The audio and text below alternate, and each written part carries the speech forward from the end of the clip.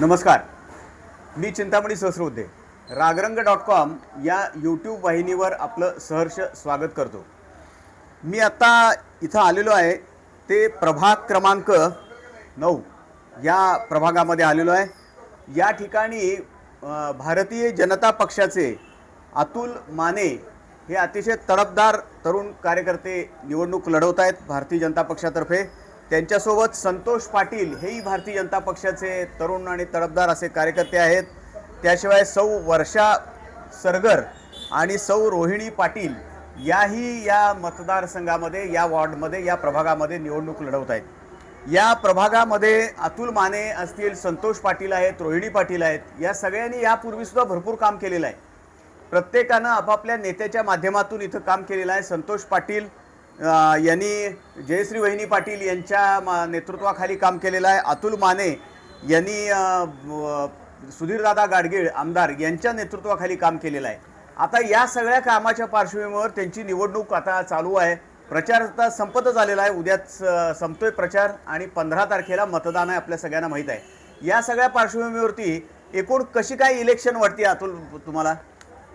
या इथं महापालिका इलेक्शनच्या आमच्या या प्रभाग क्रमांक 9 मध्ये आम्ही जनतेसमोर जाताना विकासात्मक दृष्टिकोन केलेल्या विकासाच्या मुद्द्यावर आम्ही या ठिकाणी महापालिका इलेक्शन लढवत असतो. 2018 पासून 2025 या 7 वर्षामध्ये आमदार सुधीरदादा गाडगीळ यांच्या नेतृत्वाखाली आम्ही जवळपास 59 कोटी रुपये इतका निधी आम्ही या महापालिका या प्रभाग क्रमांक 9 मध्ये आणलेला आहे. अरे वा. त्या प्रभागामध्ये एकही क्रीडांगण नव्हतं, एकही उद्यान नव्हतं, एकही इको लायब्ररी नव्हती, एकही इंडोर स्टेडियम नव्हतं. मंदिरांचा विकास आम्ही या जवळपास आम्ही 8 मंदिरांचा विकास केलेला आहे. बरोबर. जीर्णोद्धार केलेला आहे. त्याचप्रमाणे आम्ही क्रीडांगण जवळपास 5 क्रीडांगण आपण या ठिकाणी राजमाता अहिल्यादेवी होळकर क्रीडानगरी, राष्ट्रमाता जिजाऊ क्रीडांगण, स्वातंत्र्यवीर सावरकर उद्यान, क्रांतिज्योती सावित्रीबाई फुले इको लायब्ररी, आमदार सुधीरदादा गाडगीळ चिल्ड्रन पार्क, आमदार सुधीरदादा गाडगीळ क्रीडा प्रबोधिनी, हे जे चिल्ड्रन पार्क बनवलेलं आपण त्यामध्ये महाराष्ट्रातला पहिला चिल्ड्रन पार्क मधला सिंथेटिक ट्रॅकचं चिल्ड्रन पार्क हे आपण 2.25 कोटीचं आमदार सुधीरदादा यांच्या नावे बनवतोय. सुधीरदादा गाडगीळ क्रीडा प्रबोधिनी मार्फत आपण सांगली जिल्ह्यातलं पहिलं वुडन कोर्ट बास्केटबॉलचं हे आपण सुधीरदादांच्या क्रीडा प्रबोधिनीच्या माध्यमातून करतोय. व्हॉलीबॉल कोर्ट करतोय. आमच्या या संजयनगरमध्ये स्वप्नवत असणारी गोष्ट म्हणजे संजयनगरमध्ये स्केटिंग सेंटर हे आमच्यासाठी स्वप्नवत होतं, पण आज ते आपण सुधीरदादा गाडगीळ क्रीडा प्रबोधिनीच्या माध्यमातून स्केटिंग सेंटर करतोय. आणि मांगली महापालिका क्षेत्रातली पहिली व्यायामशाळा, महापालिकेची व्यायामशाळा आम्ही या ठिकाणी व्यायामशाळेचं काम चालू आहे. आणि त्या ठिकाणी मशिनरी वगैरे जवळपास 25 लाख रुपयाची मशिनरी आणि 30 लाख रुपयाचं कन्स्ट्रक्शनचं काम आपलं या ठिकाणी चालू आहे. तो प्रोजेक्ट आमचा जवळजवळ 1,80,00,000 रुपयाचा आहे. गुड. साहेब, या ठिकाणी काम करत असताना आमदार सुधीरदादा गाडगीळ हे आम्ही केंद्रबिंदू आणि यांच्यामुळेच आज आम्ही या इलेक्शनचे इलेक्शन लढवून आज लोकांच्या समोर स्वाभिमानाने विकासात्मक कामं सांगून आम्ही त्यांच्या समोर जाऊ शकतो. बरोबर. सुधीरदादांनी आम्हाला, मी असेल, वर्षातही सरगर असतील, बंडू सरगरांच्या मिसेस, आम्हाला आजपर्यंत त्यांनी कुठल्याही गोष्टीचा निधी देण्यासाठी कुठल्याही गोष्टीचा नकार दिलेला नाही. त्यांनी कायम आम्हाला सदैव जेवढा निधी मागेल तेवढा निधी दिला. आणि साहेब, विशेष उल्लेखनीय बाब सांगतो, महापालिकेमध्ये 42 भारतीय जनता पार्टीचे नगरसेवक होते आणि आपल्या भागामध्ये एकही नगरसेवकचा भाजपचा 8 आघाडीत निवडून आलेला आहे. पण स्वाभिमानानं सांगतो साहेब, 42 नगरसेवकांमध्ये आमच्या भागात नगरसेवक नसताना 59 कोटीचा निधी, एवढा निधी आम्हाला मिळाला. आणि हा एवढा निधी महापालिका क्षेत्रामध्ये कुठल्याही भारतीय जनता पार्टीच्या नगरसेवक, आणि इथं निधीची गरज होती कारण हा सगळा विकसित व्हायला लागलेला भाग होता. आज आता मी बघतो इथं समोरच, आता आपल्या ऑफिसच्या समोरचा सगळा चौक बघितला किंवा बघितलं तर रस्ते बिस्ते इतकं चकचकीत झालेलं आहे. रस्ते जे झालेले आहेत, केंद्रीय भांडवल योजनेतून खासदार संजय काका पाटील असताना आमदार सुधीरदादा गाडगीळ आणि संजय काकांच्या माध्यमातून हे जवळपास 9 ते 9.5 कोटीचे अहिल्यादेवी होळकर चौक ते कारखाना, अहिल्यादेवी होळकर चौक ते लक्ष्मी मंदिर, अहिल्यादेवी होळकर चौक ते सुंदर पार्क, अहिल्यादेवी होळकर चौक ते रेल्वे ब्रिज, असे ही 4ही रस्ते आम्ही पूर्ण रुंदीने 9 कोटी रुपये खर्च करून. आणि सगळ्यात महत्वाचं म्हणजे आता आपण जिथं बसलोय तिथंच पुण्यश्लोक अहिल्यादेवी होळकरांचा पुतळा आहे, भव्य. अतिशय सुंदर असा पुतळा आणि चौक. मला वाटतं सांगलीतला हा नवीन विस्तारित भागातला सगळ्यात मोठा चौक असेल आणि इतका सुशोभित केलेला चौक. ह्या पुतळ्याचं साहेब वैशिष्ट्य म्हणजे भारतामध्ये हा सर्वात मोठा अश्वारूढ पुतळा हा भारतामध्ये. हो अरे वा. अहिल्यादेवींचा उभा आणि अहिल्यादेवींचा पुतळा घोड्यावरचा हा पहिला आहे भारतामध्ये पहिला. बरोबर. तर अहिल्यादेवींचा पुतळा हा महादेवाची पिंड घेतलेली उभारलेला असेच पुतळे आहेत आता. पण हे संतोष आमचे सहकारी मित्र संतोष पाटील असतील, रोहिणीताई पाटील असतील, आम्ही असेल, सुधीरदादा गाडगे, जयश्री वहिनी असतील, यांच्या माध्यमातून हा पुतळ्याचं. आता इथे एक अशी गंमत झालेली आहे की जयश्री वहिनी पाटील आदरणीय आपल्या पक्षामध्ये आल्या, भारतीय जनता पक्षामध्ये तुमच्या.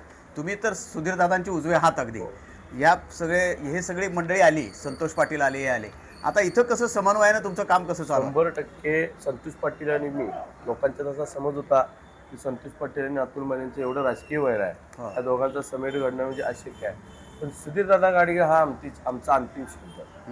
ज्यावेळी सुधीरदादांनी मला बोलवून सांगितलं, अतुल, संतोषला ओबीसी मधून उमेदवारी मिळालेली आहे, तुमचे राजकीय हेवे देवे जे असतील ते तुम्ही बाजूला ठेवा आणि पॅनेल निवडून आलं पाहिजे. आणि त्या दिवशी दादांना मी शब्द दिलेला आहे, जयश्री वहिनीने शब्द दिलेला आहे. माझा संतोष पाटलांचं राजकीय वैर संपलेलं आहे आणि आम्ही दोघंही एक वैर असं नव्हतं, कामातनं स्पर्धा चालू होती आणि विकासात्मक स्पर्धा होती. आम्ही केव्हाही एकमेकाच्या कुठल्याही कामाच्या आडवं केव्हा पडलो नाही.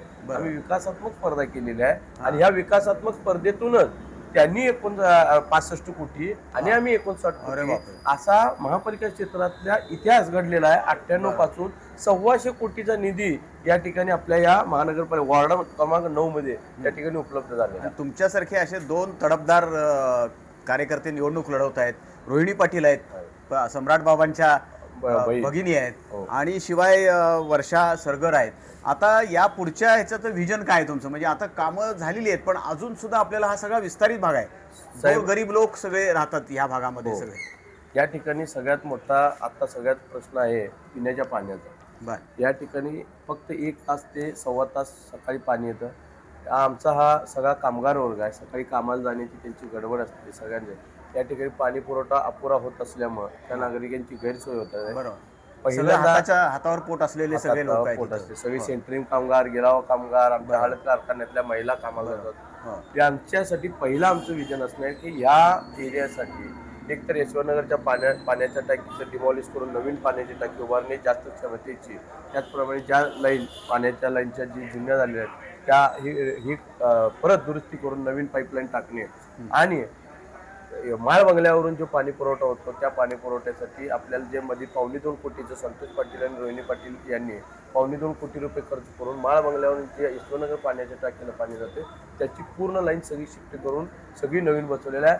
भविष्य काळामध्ये पाण्याच्या अनेक टाकीचं आमचं नियोजन आहे. ते सहज होईल असं वाटतंय तुम्हाला? काय अवघड नाही, कारण सुधीर दादा आहेत, आता जयश्री वहिनी आहेत आणि सरकार आहे तुमचं राज्यामध्ये. म्हणजे पुढचं विजन हे आता पूर्णपणे या प्रभागाचा विकास करायचा. आमचं पहिलं विजन आम्ही आतापर्यंत या 60 ते 70 सोसायटी आमच्या प्रभागामध्ये आहेत. पण त्यामध्ये आम्ही 23 ओपन स्पेस साहेब या ठिकाणी डेव्हलप केलेले आहे 5 वर्ष.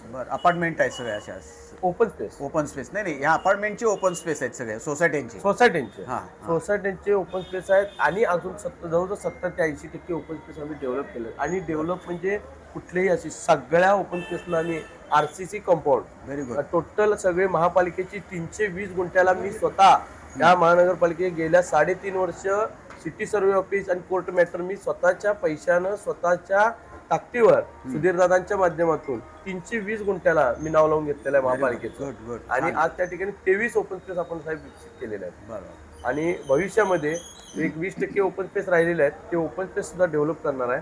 आणि 100 फुटी रस्ते, 80 फुटी रस्ते आणि 50 फुटी रस्ते हे पूर्ण क्षमतेनं रुंदीकरण करून फुटपाथ, डिवायडर आणि प्रत्येक चौक 2030-31 ला तुम्हाला या प्रभागातला एकही चौक असा दिसणार नाही की जो डेव्हलप झाला नाही. बरोबर, प्रत्येक चौक डेव्हलप होणार, प्रत्येक 100 फुटी रस्ता डेव्हलप होणार, 80 फुटी 50 फुटी सगळे रस्ते डेव्हलप करणार, गटर टू गटर, आणि या रस्त्यांचे सगळं सुशोभीकरण करून घेणार.